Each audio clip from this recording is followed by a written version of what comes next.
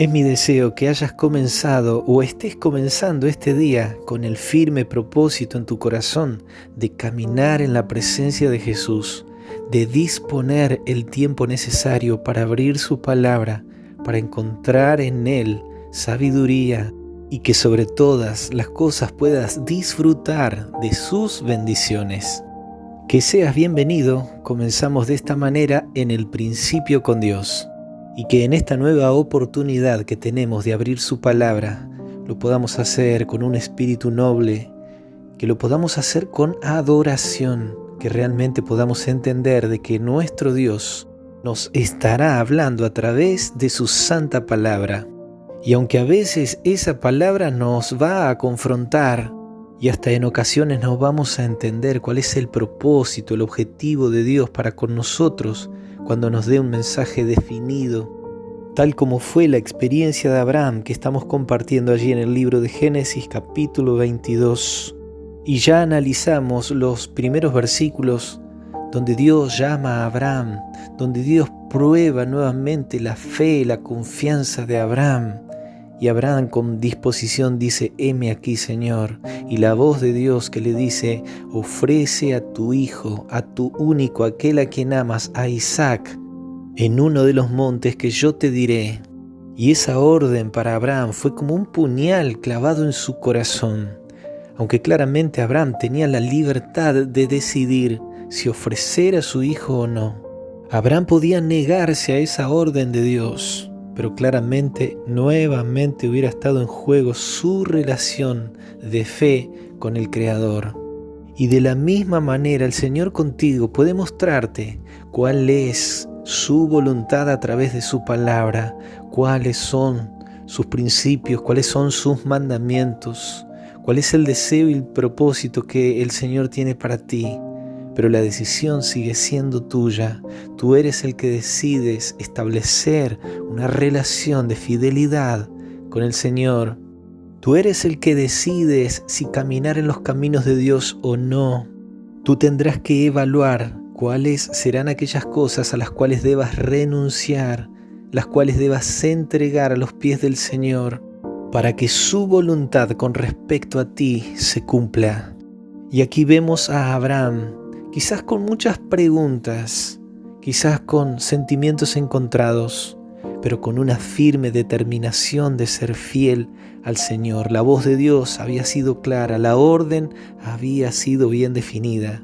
Versículos 3 al 5 dice que Abraham se levantó muy de mañana, preparó su asno, tomó consigo 2 siervos suyos y a Isaac, su hijo, y cortó leña para el holocausto, y se levantó y fue al lugar que Dios le dijo. Al tercer día alzó Abraham sus ojos y vio el lugar de lejos.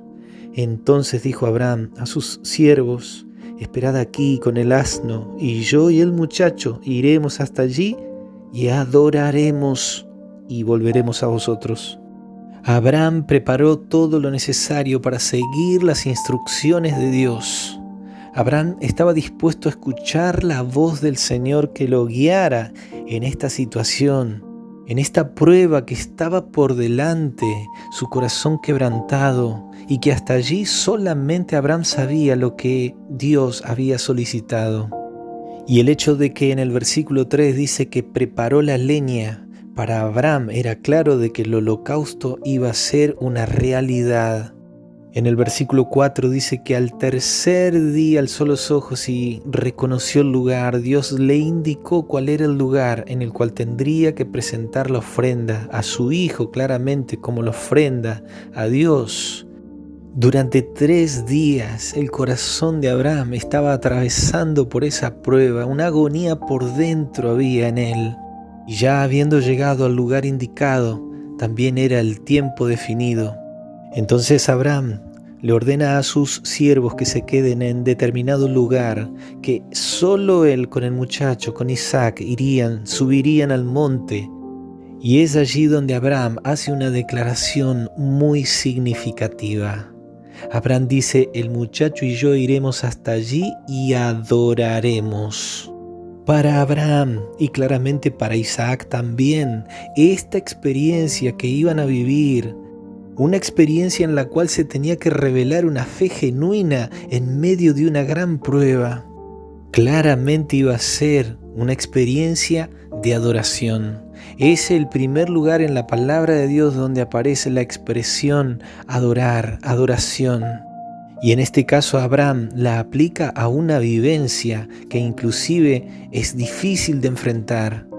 En ocasiones los cristianos, cuando nos referimos a adoración, lo hacemos en relación a diferentes prácticas religiosas, espirituales, cuando en realidad adoración va más allá de eso.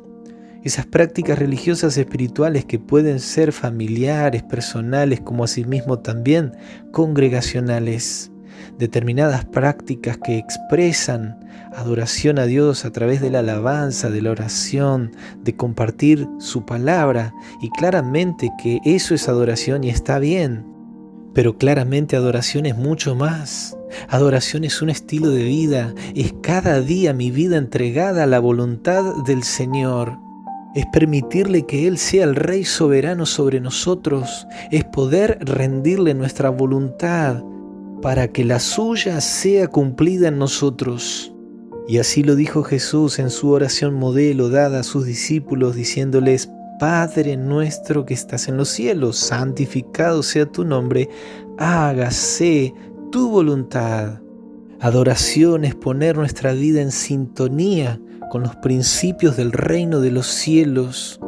Adoración es la vida de Abraham, enfrentando una dura prueba, pero con la fe puesta en el Dios del cielo. Allí el apóstol Pablo en el libro de Romanos capítulo 12, versículo 1 dice: Así que hermanos, yo les ruego por las misericordias de Dios, que se presenten ustedes mismos como un sacrificio vivo, santo y agradable a Dios. Así es como se debe adorar a Dios.